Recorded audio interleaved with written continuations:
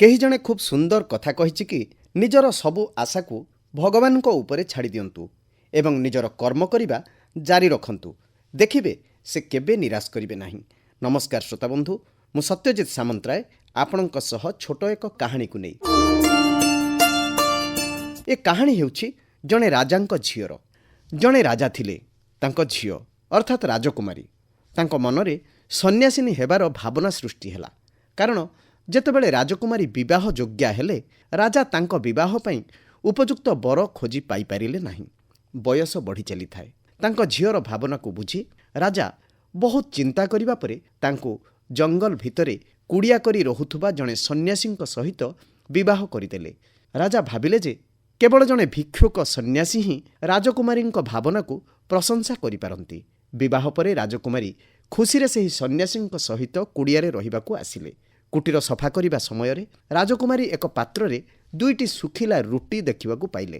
ସେ ତାଙ୍କ ସନ୍ନ୍ୟାସୀ ସ୍ୱାମୀଙ୍କୁ ନମ୍ରତାର ସହ ପ୍ରଶ୍ନ କଲେ, ଏ ରୁଟି 2ଟି କାହା ପାଇଁ ରଖାଯାଇଛି? ସନ୍ନ୍ୟାସୀ ଉତ୍ତର ଦେଲେ, ଏହି ରୁଟି 2ଟି ଆସନ୍ତାକାଲି ଭୋଜନ ପାଇଁ ରଖାଯାଇଛି। ଯଦି ଆସନ୍ତାକାଲି ଆମକୁ ଭୋଜନ ନ ମିଳେ, ତେବେ ଆମେ ଏହି ରୁଟିରୁ ଗୋଟିଏ ଲେଖାଏଁ ଖାଇ ପେଟ ପୂରାଇଦେବା। ସନ୍ନ୍ୟାସୀଙ୍କର ଏପରି ଉତ୍ତର ଶୁଣିବା ପରେ ରାଜକୁମାରୀ ଖୁବ୍ ଜୋରରେ ହସିବାକୁ ଲାଗିଲେ। ରାଜକୁମାରୀ କହିଲେ ଯେ ମୋ ବାପା ମୋତେ ତୁମ ସହିତ ଏଇଥିପାଇଁ ବିବାହ କରିଥିଲେ ଯେ ସେ ଅନୁଭବ କରିଥିଲେ ତୁମେ ମଧ୍ୟ ମୋ ଭଳି ଏକ ତ୍ୟାଗ ଭାବନାର ସନ୍ନ୍ୟାସୀ। କିନ୍ତୁ ମୁଁ ତ ଦେଖୁଛି ତୁମେ କେବଳ ଭକ୍ତି କର, ତୁମେ କେବଳ ପୂଜା କର, କିନ୍ତୁ ଆସନ୍ତାକାଲି ବିଷୟରେ ତ ଚିନ୍ତା କରୁଛ। ଜଣେ ପ୍ରକୃତ ଭକ୍ତ ହେଉଛି ସିଏ ଯିଏ ଆସନ୍ତାକାଲି ବିଷୟରେ ଚିନ୍ତା କରନ୍ତି ନାହିଁ, ବରଂ ଭଗବାନଙ୍କ ଉପରେ ସମ୍ପୂର୍ଣ୍ଣ ସମର୍ପଣ ଭାବନା ରଖି ବିଶ୍ୱାସ କରନ୍ତି। ପରଦିନ ପାଇଁ ପଶୁମାନେ ମଧ୍ୟ ଚିନ୍ତା କରନ୍ତି ନାହିଁ। ଆମେ ତ ଛାର ମଣିଷ। ଯଦି ଭଗବାନ ଚାହାନ୍ତି ତେବେ ଆମ ପାଇଁ ଭୋଜନ ନିଶ୍ଚୟ ମିଳିବ, ଆଉ ଯଦି ଚାହାନ୍ତି ନାହିଁ ଆମେ ରାତିସାରା ଖୁସିରେ ପ୍ରାର୍ଥନା କରିବା। ଏକଥା ଶୁଣି ସନ୍ନ୍ୟାସୀଙ୍କର ଆଖି ଖୋଲିଗଲା। ସେ ବୁଝିଗଲେ ଯେ ତାଙ୍କ ପତ୍ନୀ ହେଉଛନ୍ତି ପ୍ରକୃତ ସନ୍ନ୍ୟାସିନୀ। ସେ ରାଜକୁମାରୀଙ୍କୁ କହିଲେ ଯେ ତୁମେ ରାଜାଙ୍କର ଝିଅ, ଏତେ ବଡ଼ ରାଜପ୍ରାସାଦ ଛାଡ଼ି ମୋ ଛୋଟ କୁଟୀରକୁ ଆସିଛ।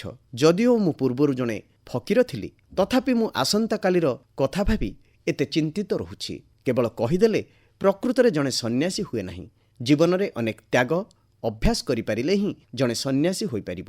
ତୁମେ ଆଜି ମୋତେ ତ୍ୟାଗର ମହତ୍ତ୍ୱ ବିଷୟରେ ବୁଝାଇ ପାରିଲ, ମୋ ଆଖି ଖୋଲି ଦେଇ ପାରିଲ। ହଁ ଶ୍ରୋତାବନ୍ଧୁ, କାହାଣୀଟି ଖୁବ୍ ଛୋଟ, ହେଲେ ଆମକୁ ଏଇଆ ଶିଖାଉଛି ଯେ ଆମେ ଅନେକ ସମୟରେ କୌଣସି ଗୋଟିଏ ଛୋଟିଆ କଥାକୁ ନେଇ ଏତେ ବ୍ୟସ୍ତ ବିବ୍ରତ ହୋଇଯାନ୍ତି ଯେ ଆମେ କାଲି କ'ଣ କରିବା, କାଲି ଆମର ଜୀବନ କ'ଣ ହେବ, ଆମର ଚଳଣି କ'ଣ ହେବ, ଆମେ କେମିତି ଚଳିବା, ଏ ବିଷୟରେ ଆମେ ଚିନ୍ତା କରନ୍ତି ଆଉ ରୋଗଗ୍ରସ୍ତ ହୁଅନ୍ତି। ଚିନ୍ତାକୁ ପରିତ୍ୟାଗ କରି ଲୋକଙ୍କର ଭଲ ଚିନ୍ତା କରିବା ଆଉ ଉତ୍ତମ ଚିନ୍ତା କରି ଭଗବାନଙ୍କୁ ସ୍ମରଣ କରି ଦେଖାଇବା ଏପରି କିଛି କି ଦୁନିଆ କରିବ ଆମକୁ ଦେଖି।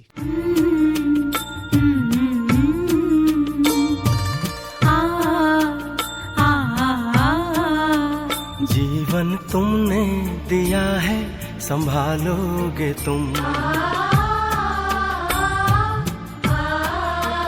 जीवन तुमने दिया है संभालोगे तुम। आशा हमें है, विश्वास है, हर मुश्किल से विधाता निकालोगे तुम। जीवन तुमने दिया है संभालोगे तुम। आशा हमें है, विश्वास है, हर मुश्किल से विधाता निकालोगे तुम। जीवन